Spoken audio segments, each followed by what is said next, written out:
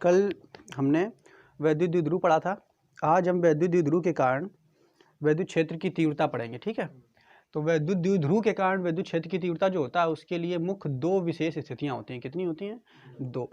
वास्तव में होती तो तीन है, लेकिन तीसरी वाली जो स्थिति है वो उस स्थिति के साथ से ये दोनों स्थिति भी हम निकाल सकते हैं, लेकिन मुख्य रूप से जो हमें पढ़ना है ये दो ही स्थितियां पढ़ना है। आपके एग्जाम में इन्हीं दो स्थितियों से प्रश्न पूछा जाता है, ठीक है। तो देखो बच्चों, जैसे अगर हम बात करें, ये हमारा वैद्युत द्विध्रुव है,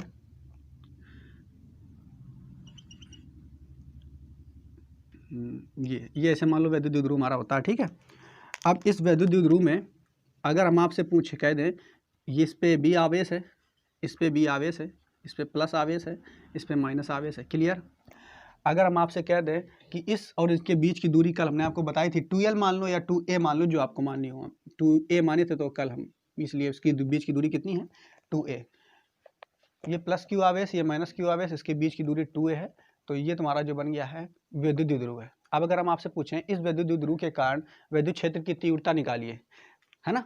तो वैद्युत क्षेत्र की तीव्रता तुम कहाँ कहाँ निकाल सकते हो, समझिए। तो सबसे पहले तो एक इसकी देखो, ये जो वैद्युत द्विध्रुव आपको दिख रहा है, अगर इसी सीध में चले जाओ, इसी सीध में आप चले जाओ ऐसे, इसके सीध में बिल्कुल जहाँ इसकी अक्ष है, ये अक्ष है इसकी, किसकी? वैद्युत द्विध्रुव की अक्ष है ना ये। चाहे इधर चले जाओ चाहे इस तरफ चले जाओ, ये अक्ष हो गई कि नहीं इसकी? देखो, अच्छा। तो ये जो इसकी अक्ष में जो हमने आगे रेखा बढ़ा दी है, ये चूंकि वैद्युत द्विध्रुव की अक्ष थी, अक्ष मतलब रेखा, अब इसकी आगे हमने जो रेखा बढ़ा दी है, तो ये जो स्थिति होगी ये वैद्युत द्विध्रुव की अच्छी स्थिति होगी। क्या हो गई? अच्छी स्थिति। अच्छी स्थिति का मतलब यानी अक्ष के समरूप अगर हम कहीं पे वैद्युत द्विध्रुव की तीव्रता पूछें, हम पूछ दें आपसे यहाँ बताओ कितनी होगी, यहाँ कितनी होगी, यहाँ कितनी होगी, ठीक। तो ये कौन सी स्थितियाँ होंगी? अच्छी स्थिति। कौन सी होगी? अच्छी स्थिति। बात समझ पाए? अच्छा, अगर हम ऐसे ना पूछ करके आपसे ऐसे पूछते कि आप हमें यहाँ अच्छी स्थिति पे कहीं ना बताओ, आप हमें वैद्युत द्विध्रुव की तीव्रता जो है यहाँ पे इस जगह पे ऐसे अगर हम कह दें, यहाँ पे एक ऐसे रेखा खींच दें बिल्कुल, और ये रेखा जो ऊपर की ओर भी ऐसे बढ़ा सकते हैं इसको, ये रेखा जो है इस वैद्युत द्विध्रुव के मध्य बिंदु मिड पॉइंट से होकर के जा रही है। कहाँ से जा रही है? मिड पॉइंट से। तो इधर बच्चों देखेंगे ये वाली दूसरी स्थिति जो है, ये कौन सी स्थिति है? ये अच्छी स्थिति थी। और इस अक्ष के अगर लंबवत हम एक रेखा ऐसे खींचेंगे तो यहाँ कहीं पे अगर हम पूछ दें कितनी तीव्रता होगी, यहाँ यहाँ यहाँ यहाँ, तो ये कौन सी स्थिति होगी? निरक्षी स्थिति। बात समझ पा रहे हो? ये अच्छी स्थिति और ये निरक्षी स्थिति, तो ये दो स्थितियां हमको मेन रूप से पढ़ती हैं। लेकिन अगर इसके अलावा हम आपसे कह दें कि हमें ना इस स्थिति पे चाहिए ना इस स्थिति पे चाहिए, हमें क्या चाहिए? यहाँ पे चाहिए वैद्युत क्षेत्र की तीव्रता, बताओ कितनी होगी, ठीक है। तब फिर उसके लिए देखो बच्चों, हमें यहाँ से ऐसे करके ऐसे ऐसे ऐसे रेखा यहाँ से खींचनी होती है इस तरीके से, और यहाँ से जब तुम ऐसे खींचोगे तो ये जो स्थिति होगी, ये चूंकि यहाँ से कोण बना रहा है तो इसे हम बोलते हैं कोणीय स्थिति। क्या बोलते हैं? कोणीय स्थिति। हम यहाँ कहीं भी कह दें, या अगर ऐसे खींच दूँ, यहाँ हम यहाँ पूछें तो ऐसे रेखा खींचनी पड़ेगी, क्लियर। अगर हम यहाँ ऊपर कहीं कर दें तब ऐसी रेखा खींचनी पड़ेगी। तो बाकी इधर उधर कहीं भी आप निकालोगे तो वो कोणीय स्थिति होती है। बात समझ रहे हो? अब वो तीसरी स्थिति होती है कोणीय स्थिति, एग्जाम में आपके नहीं पूछी जाती है, ठीक, बहुत ही कम पूछी जाती है। तो हमें दो स्थितियां पढ़ना है। कौन सा? पहले अच्छी स्थिति और दूसरी जो है निरक्षी स्थिति, ठीक है। अच्छी स्थिति, निरक्षी स्थिति। अच्छी वैद्युत द्विध्रुव के कारण अच्छी स्थिति पे वैद्युत क्षेत्र की तीव्रता कितनी होती है, पहले हम इसका निगमन करेंगे, इसका सूत्र निकालेंगे, फिर हम निरक्षी स्थिति के बारे में पढ़ेंगे, फिर उसका निगमन करेंगे, उसका सूत्र निकालेंगे। आपको इस निगमन को ध्यान से समझना है, ठीक है, चूंकि थोड़ा सा बड़ा है, एक एक पॉइंट आपको एक एक पॉइंट समझते रहना है, ठीक है, जितना हम आपको यहाँ पे बताएंगे। उसके अलावा अच्छी स्थिति को अनुदैर्ध्य स्थिति भी कहते हैं। क्या कहते हैं बच्चों? अनुदैर्ध्य स्थिति। पेपर में अनुदैर्ध्य स्थिति भी बोल सकता है, अंग्रेजी में से इंड ऑन पोजीशन कहते हैं। क्या कहते हैं? End on. देखो इंड ऑन क्यों कहते हैं? यहाँ से देखो समाप्त है इंड, यहाँ से इसका वैद्युत द्विध्रुव का समाप्ति है ना, तो इसलिए इंड हो गया। ऑन का मतलब यहाँ पे तुम कहीं भी पूछो, ठीक है। इधर देखो, इधर भी इंड ऑन कहेंगे, यहाँ पे इसका अंत हो गया ना वैद्युत द्विध्रुव का, और इधर तुम कहीं निकाल रहे हो तो इंड ऑन पोजीशन। और इसको देखो क्या कहते हैं? Broad side on position. तो ब्रॉड साइड ऑन पोजीशन को अच्छी स्थिति में कहते हैं अंग्रेजी में, क्लियर। अब हम एक एक करके निकालेंगे। तो सबसे पहले हम निकालेंगे अच्छी स्थिति या अनुदैर्ध्य स्थिति के लिए वैद्युत क्षेत्र की तीव्रता। तो ये वाली जितनी स्थितियां, इनको सभी को मिटाते हैं और केवल हमें निकालना किसके संबंध में है? अच्छी स्थिति के संबंध में निकालना है, क्लियर बच्चों। देखो, अच्छा, तो हमें अच्छी स्थिति के संबंध में निकालना है। तो यहाँ से यहाँ तक हमने अक्ष ले ली है ना। अब हमें क्या करना चाहिए? हम मान लेते हैं एक बिंदु यहाँ पे, देखो इस साइड हमारे दाहिनी ओर एक ये वाला जो बिंदु है, इस बिंदु को हम मान लेते हैं P, क्या ना मान लेते हैं P। हमने आपसे पूछ दिया, मान लिया कि यहाँ पे, तुम यहाँ पे मान सकते हो, यहाँ कहीं भी मान सकते हो, तुम इसे और भी मान सकते हो, ठीक है, जिधर भी मानना हो। हमने यहाँ पे माना, तो ये एक बिंदु P है, हमने कहा हमें इस बिंदु P पर विद्युत क्षेत्र की तीव्रता निकालनी है। समझ पा रहे हो ना? तो विद्युत क्षेत्र की तीव्रता निकालनी है, तो देखो इसके लिए और क्या माना बच्चों हमने, और मान ला कि ये जो आपका विद्युत द्विध्रुव है, तो इस विद्युत द्विध्रुव का ये वाली जो रेखा है, ये वाली इसका मध्य बिंदु है। कौन सा है? मध्य बिंदु। अब यहाँ से इसके मध्य बिंदु से, हमने कल आपको समझाया था बच्चों कि अगर हमने पूछा कि ये बिंदु इस विद्युत द्विध्रुव के कहाँ से नापोगे, तो ना इस किनारे से नापते हैं, ना इस किनारे से, हम उसके मध्य बिंदु में नापते हैं ना, ये बताया था ना, मध्य बिंदु से ही नापते हैं। तो हम क्या करेंगे, यहाँ से यहाँ तक की जो दूरी है, मान लेते हैं यहाँ से यहाँ तक की जो दूरी है बच्चों, वो है स्मॉल r। कितनी है बच्चों? Small r। यहाँ तक समझ में आ गया होगा आपको, ठीक है। अब देखो ये यहाँ से यहाँ तक हमने स्मॉल r दूरी मान ली है। अब हम क्या करेंगे, हमें दो आवेश यहाँ पे दिख रहे हैं, विद्युत द्विध्रुव में कितने आवेश हैं? दो, एक ये प्लस का है और एक ये माइनस का है। अब एक चीज समझना, तो ये हमने आपको कल पढ़ाया था एक टॉपिक, क्या, किसी बिंदु आवेश के कारण किसी बिंदु पर विद्युत क्षेत्र की तीव्रता। किसी बिंदु आवेश के कारण किसी बिंदु पर विद्युत क्षेत्र की तीव्रता का सूत्र जो हमने निकालना था वो क्या था, E बराबर 1/4πε0 Q/r² था। तो यहाँ पे कितने बिंदु आवेश हैं? एक और दो हैं। तो पहले हम इसके कारण विद्युत क्षेत्र की तीव्रता निकालेंगे, या चाहो तो इसके कारण निकाल लो। इसके कारण यानी -Q के कारण बिंदु P पर विद्युत क्षेत्र की तीव्रता, किसके कारण? -Q के कारण बिंदु P पर विद्युत क्षेत्र की तीव्रता। तो पहले तो ये निकालेंगे, तो लिख लो बच्चों, -Q के कारण बिंदु P पर विद्युत क्षेत्र की तीव्रता। तो देखो बच्चों, अब हम इसके कारण निकालें, ये भी तो एक बिंदु आवेश है, तो इस बिंदु आवेश के कारण इस बिंदु पर विद्युत क्षेत्र की तीव्रता निकालनी है। तो इसका सूत्र हम पढ़ चुके हैं, क्या होता है बच्चों, E बराबर 1/4πε0 और ऊपर आएगा Q अपॉन, अब देखो r² होता है, r² क्या होता है, यहाँ से यहाँ तक की दूरी, यही तो होती है बीच की दूरी। अब ये हमें दूरी निकालनी है कि यहाँ से यहाँ तक कितनी दूरी है। तो देखो बच्चों, हमें मालूम है यहाँ से यहाँ तक दूरी कितनी है टोटल, यहाँ से यहाँ तक r है, तो यहाँ से यहाँ तक कितनी होगी, ये वाली, तो ये होगी, यहाँ से देखो यहाँ से यहाँ तक तुम्हारी टोटल r है, r में से अगर हम इतना घटा दें, इतना, तभी तो ये आएगी। तो इतनी कितनी है बच्चों, ये a है, ये कितनी है, ये a है।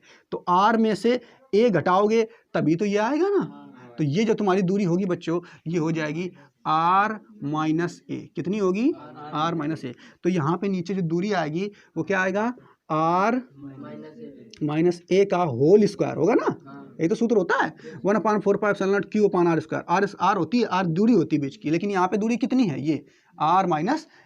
ये सबको समझ में आ गया होगा, ठीक है बच्चों। अब अच्छा, इसके बाद देख लेते हैं। तो ये तो हमारा किसके कारण हो गया, -Q के कारण बिंदु P पर विद्युत क्षेत्र की तीव्रता, ठीक है बच्चों। और देखो यहाँ तो पहला समीकरण नंबर, इसको आप मान सकते हो, इसको समीकरण नंबर पहला मान सकते हो आप, ठीक है बच्चों।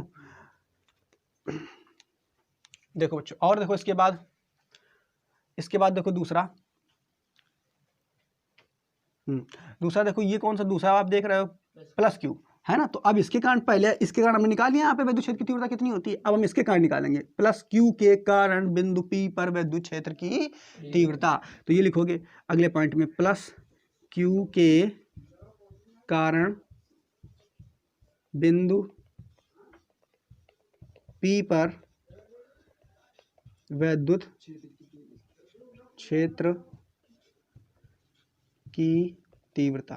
तो अब बच्चों इसके कारण निकालेंगे, तो फिर वही सूत्र लगाएंगे हम, है ना।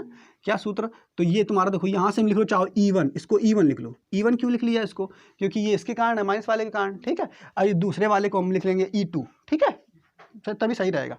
अब दूसरे वाले को लिखते हैं E2 बराबर, देखो फिर वही सूत्र आएगा, 1/4πε0 अब Q अपॉन, अब देखो बच्चों यहाँ पे देखो क्या होगा, तो यहाँ से यहाँ तक की जो दूरी है ये कितनी है, r है, कितनी है r। हमें भाई इसके बीच की दूरी चाहिए ना, ये वाली, यही तो चाहिए। तो यहाँ से यहाँ तक बच्चों कितनी दूरी है, r है। और देखो यहाँ से फिर यहाँ तक कितनी दूरी है, a। तो r में a जोड़ेंगे तभी तो ये टोटल दूरी आएगी ना। ये दूरी कितनी होगी, r + a। तो यहाँ से यहाँ तक जो दूरी होगी बच्चों वो कितनी होगी, r + a। आप चाहो तो ऐसे करके लिख सकते हो, ये यहाँ से यहाँ तक की जो दूरी है बच्चों कितनी होगी, r प्लस ए। आया समझ में? अब r प्लस ए का होल स्क्वायर भी तो करेंगे हम, तो इसका होल स्क्वायर कर देंगे और इसको समीकरण नंबर हम सेकेंड मान लेंगे। ठीक है बच्चों, तो यहाँ तक देखो बच्चों, है ना, इतना समझ में आ गया होगा, है ना, कि ये जो पहला आप देख रहे हो, इस आवेश के कारण माइनस क्यू के कारण इस पे विद्युत क्षेत्र की तीव्रता कितनी होती है, 1/4πε0 Q/r - a का होल स्क्वायर। अगर इसमें दिशा की बात कर दें कि इसमें विद्युत क्षेत्र की दिशा क्या होगी, तो ये माइनस का आवेश है और ये जो बिंदु होता है ये हमेशा प्लस माना जाता है। क्या माना जाता है? प्लस। तो इसके कारण जो विद्युत क्षेत्र होगा वो इधर की ओर होगा। किधर की ओर होगा? ऐसे होगा। तो इसको हम विद्युत क्षेत्र ऐसे मान सकते हैं, इसकी दिशा किधर की ओर होगी, इधर की ओर, ऐसे। ठीक बच्चे, इस तरफ को होगी। किसके कारण होगी ये बच्चों?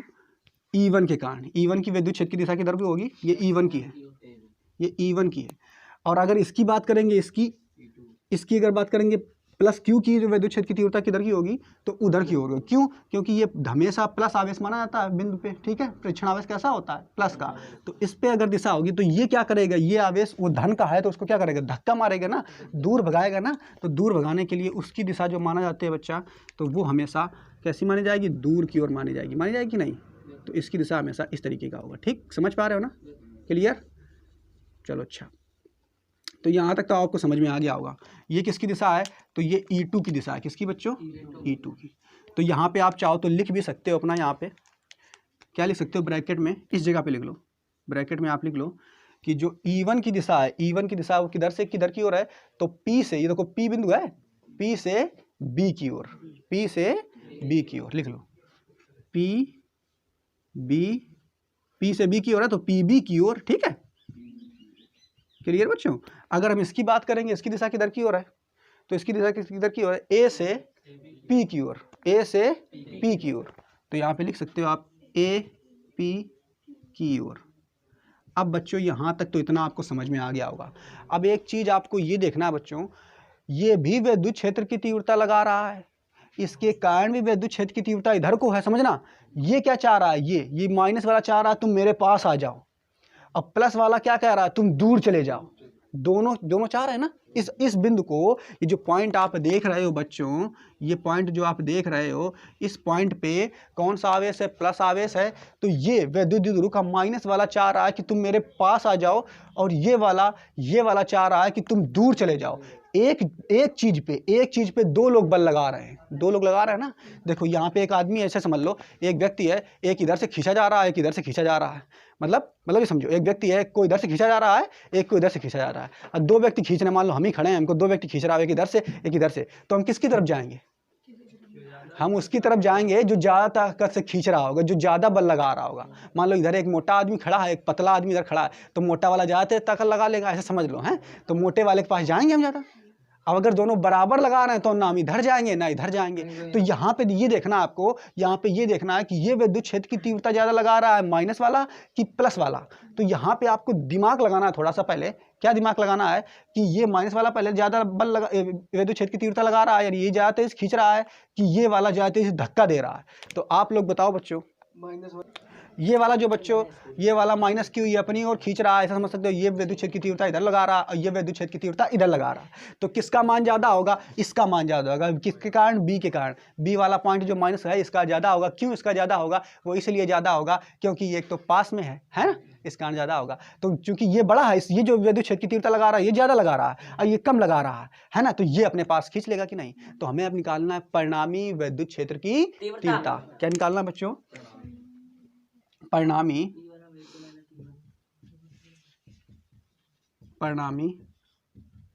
विद्युत क्षेत्र की तीव्रता। तो बच्चों परिणामी निकालना है ना, तो परिणामी हम मान लेंगे ई। क्या मान लेंगे? ई। अब देखो ये परिणामी का मतलब कौन अपने पास खींचेगा? दोनों लगाए हुए जोर, कौन खींचेगा? तो ये खींचेगा, ये वाला खींचेगा। तो कैसे खींचेगा? परिणामी निकालने के लिए क्या करेंगे, जितना मान से ये लगा रहा है और उतने मान से ये लगा, तो बड़ा वाला कौन है? ये बड़ा वाला कौन है? ये। तो E1 में से E2 घटा दो, E1 में से E2 घटा दो, तभी तो आएगा परिणामी।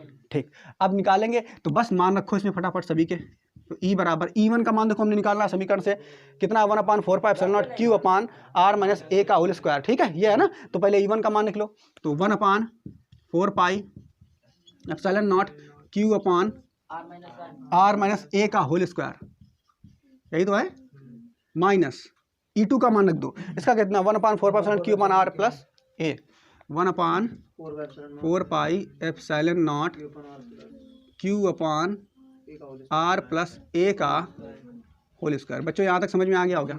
अब इसके बाद देखो फिर यहाँ से,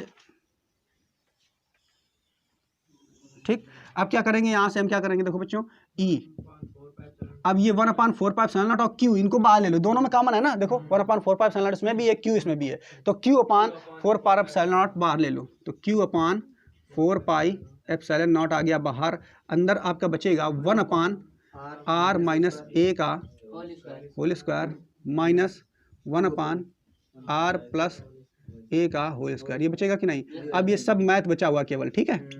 अब क्या करेंगे, E बराबर फिर से Q अपान 4πε0, ये आपका चलता ही रहेगा। अब इसको सॉल्व करेंगे तो देखो हर बराबर करने के लिए हमें एलसीएम लेना पड़ेगा, है ना। एलसीएम लेंगे तो इसका गुणा इधर होगा, उसका गुणा उधर होगा, ठीक। तो इधर करेंगे R माइनस ए का, सॉरी R प्लस ए का होल स्क्वायर माइनस उधर जाएगा तो R माइनस ए का होल स्क्वायर, और नीचे बचा रहेगा R माइनस ए का होल स्क्वायर और इंटू R प्लस ए का होल स्क्वायर, ठीक है बच्चों। अब इसके बाद देखो क्या करेंगे यहाँ से, इसके बाद देखो E बराबर फिर से देखो Q अपॉन 4πε0 आ जाएगा, और यहाँ पे देखो इसको सॉल्व करेंगे, अब तोड़ेंगे इसको, ठीक है। यहाँ तक आप अगर देखो तो ये तुम्हारा जो बन रहा है, ये सूत्र जो बन रहा है ए स्क्वायर माइनस बी स्क्वायर का बन रहा है कि नहीं, ये पढ़ा होगा आप लोगों ने, ए स्क्वायर माइनस बी स्क्वायर, तो इसका सूत्र होता है ए प्लस बी एक ब्रैकेट में और ए माइनस बी एक ब्रैकेट में, पढ़ा है कि नहीं। तो इसी तरीके से बन रहा है कि नहीं, ए की जगह तुम्हारा आर प्लस ए आ रहा है और बी की जगह आर माइनस ए आ रहा है, तो एक ब्रैकेट में तुम्हारा हो जाएगा आर प्लस ए, फिर देखो ये तुम्हारा ए हो गया, अब फिर यहाँ पे आएगा प्लस आर माइनस ए, हो गया कि नहीं ये। अब दूसरे ब्रैकेट में देखो क्या आएगा, दूसरे ब्रैकेट में फिर ये तुम्हारा आएगा ए का वैल्यू कितना, आर प्लस ए, कितना है आर प्लस ए, अब फिर माइनस यहाँ आएगा आर माइनस ए है, माइनस है तो अंदर का चिन्ह बदल जाएगा ना, तो आर माइनस की जगह हो जाएगा प्लस ए। क्लियर, यहाँ तक आपको समझ में आ गया होगा। और ये हो जाएगा आर माइनस ए का होल स्क्वायर और इंटू आर प्लस ए का होल स्क्वायर। इसमें कुछ कटेगा बच्चों, ए से ए कट जाएगा यहाँ पे, और यहाँ पे तुम्हारा आर से आर कट जाएगा। यहाँ तक आपको समझ में आ गया होगा। इसके बाद फिर इधर चलते हैं, तो ई बराबर, ये ई उठा के इधर लिख लेते हैं, ई बराबर फिर क्यू अपान 4πε0 आएगा बच्चों। और यहाँ पे देखो आर और आर जुड़ेगा तो ये हो जाएगा 2r, ठीक है, गुणा ए और ए जुड़ेगा तो हो जाएगा 2a बटे में। यहाँ पे आप देखो फिर से हम इसको रखेंगे तो r माइनस ए पूरे का होल स्क्वायर, अब ब्रैकेट में r प्लस ए का पूरे का होल स्क्वायर। आपको इतना ध्यान रखना है जब ये निगमन कर रहे हो, इनको दोनों को नहीं खोलना है, ठीक है। अब यहाँ तक इसको कर लिया आपने, अब यहाँ पे तुम्हें एक दिमाग लगाना है, क्या समझिए बच्चों, यहाँ तक आपको समझ में आ गया होगा। यहाँ पे एक दिमाग ये लगाना है कि देखो बच्चों, ये यहाँ से यहाँ तक की दूरी जो ये r है और यहाँ से यहाँ तक की ये जो दूरी a है, हमने जब आपको द्विध्रुव पढ़ाया था तब बताया था कि जो इनके बीच की जो दूरी होती है ये 2l या 2a, ये अल्पतम होती है। कितनी होती है? अल्पतम, बहुत ही कम होती, बहुत ही कम होती, बिल्कुल सूक्ष्म होती है ये दूरी। तो ये जो a है, a बिल्कुल इतनी कम होती है, इतनी कम कि ये 0 के बराबर लगभग होती है। किसके बराबर? और जबकि ये वाली दूरी बहुत बड़ी हो सकती है। तो r की तुलना में जो a है ये 0 है, r की तुलना में a जो है वो 0 है। इसको इसे समझ लो जैसे एक हाथी का द्रव्यमान तोलो जाकर के बाहर तो निकलेगा कुंटलों में, और चींटी का तोल दो तो वो क्या निकलेगी, हाथी की तुलना में 0 ही तो है, वो है जरूर लेकिन 0 है। तो यहाँ पे हम क्या मान लेंगे, इधर देखो बच्चों, यहाँ r is greater than a है, r is greater than a, मतलब r a से बहुत बड़ा है। अर्थात a जो है वो क्या होगा बच्चों, r की तुलना में 0 होगा कि नहीं। लेकिन एक बात आपको याद रखना है, r की तुलना में 0 तो होगा, लेकिन a बराबर 0 आप केवल कब रखोगे, ये नीचे हर में रखोगे, प्लस और माइनस में रखोगे, गुणा में एक ही जगह आप जीरो ना रख देना ना, गुणा में एक ही जगह अगर आपने जीरो रख दिया तो पूरा समीकरण जीरो कर देगा वो, समझ पा रहे कि नहीं। जीरो जिसके साथ गुणा कर देता है वो सबको जीरो कर देता है। तो यहाँ ए का मान ऊपर जीरो नहीं रखना है, ए का मान प्लस में और माइनस में जीरो रखना है। ये लिख लो आप, प्लस माइनस की स्थिति में ए बराबर जीरो रख देना है, ठीक है, प्लस माइनस की स्थिति में, और गुणा में नहीं रखना, केवल प्लस माइनस की स्थिति में। तो देखो इधर सॉल्व करते हैं बच्चों आप, तो q बटे 4 पाई एप्सिलॉन नॉट। अब देखो ये ये देखो 2 आ रहा है, इसको ऐसे कर सकते हैं, देखो बच्चों, गुणा 2 ले लो बाहर, ये हो जाएगा 2RA, कर सकते हैं कि नहीं, इसको 2 हमने बाहर ले लिया और 2RA कर दिया बटे में। देखो अब यहाँ पे ए की जगह में ऊपर जीरो नहीं रखना है, क्यों, क्योंकि ऊपर अगर रख दिया तो सब जीरो हो जाएगा, इसलिए ए की का मान ऊपर जीरो नहीं रखना है, हमें नीचे रखना है। कहाँ पे, प्लस की स्थिति में, माइनस की स्थिति में। देखो यहाँ माइनस की स्थिति, यहाँ कैसी है, प्लस की, तो यहाँ रखना है। तो यहाँ पे रखेंगे आर और माइनस ए हो जाएगा, तो माइनस ए की जगह रख देंगे जीरो, तो आर माइनस जीरो का स्क्वायर इंटू इधर आर प्लस जीरो का स्क्वायर। बच्चों समझ पाए यहाँ तक। इसके बाद अब देखो क्या करेंगे, फिर से हम q upon 4 pi epsilon not, ठीक है बच्चों, q upon 4 pi epsilon not. और क्या होगा, देखो बच्चों,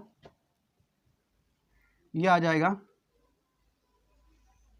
2 और इंटू आर इंटू ए। अब बटे में ये तुम्हारा जो आएगा नीचे वो कितना आएगा, r square into r square, नीचे हो जाएगा आर की घात 4, कितना हो जाएगा, आर की घात 4। तो बस अब इसके बाद देखो और क्या होगा बच्चों, यहाँ से कुछ कटेगा, आर देख रहे हैं ऊपर कितना आ रहा है 1, नीचे कितने आ रहे हैं 4 है ना, तो एक आर तुम्हारा कट जाएगा कि नहीं, कट जाएगा ना। अब बचेगा क्या, देखो अंदर देखो क्या बचेगा, अभी क्यू का अंदर गुणा करा दें, ठीक, क्यू का क्या कर दें, अंदर गुणा करा देंगे, तो ये आ जाएगा 1/4 पाई एप्सिलॉन नॉट, और ये जब क्यू का अंदर गुणा कराएंगे तो आ जाएगा 2, ठीक, ब्रैकेट में 2q और a, होगा कि नहीं, 2q, ये q है याद रखना, बटे में r क्यूब, देखो आर स्क्वायर, क्यू स्क्वायर तो यहाँ था और एक आर ये, तो आर क्यूब नहीं हो जाएगा, तो बटे में हो जाएगा आर क्यूब। यहाँ तक सबको समझ में आया होगा। इसके बाद फिर देखो बच्चों इसके आगे कर लेते हैं।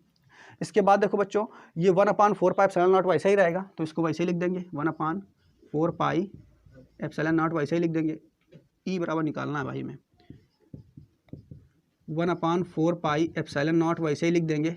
अब देखो बच्चों यहाँ पे 2qa, ये सूत्र हमने बताया अभी आपको, वैद्युत द्विध्रुव का आघूर्ण P बराबर क्या होता है, 2qa, तो ब्रैकेट में यहाँ पे आप लिख लो, चूंकि P बराबर 2qa होता है ना, तो यही हम क्या 2qa की जगह हम क्या लिख सकते हैं, P लिख सकते हैं, क्या लिख सकते हैं, P।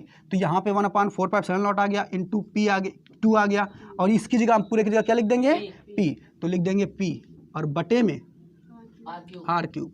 तो बस ये जो मान निकल के आया है यही तुम्हारा अच्छी स्थिति के लिए विद्युत क्षेत्र की तीव्रता का सूत्र होता है।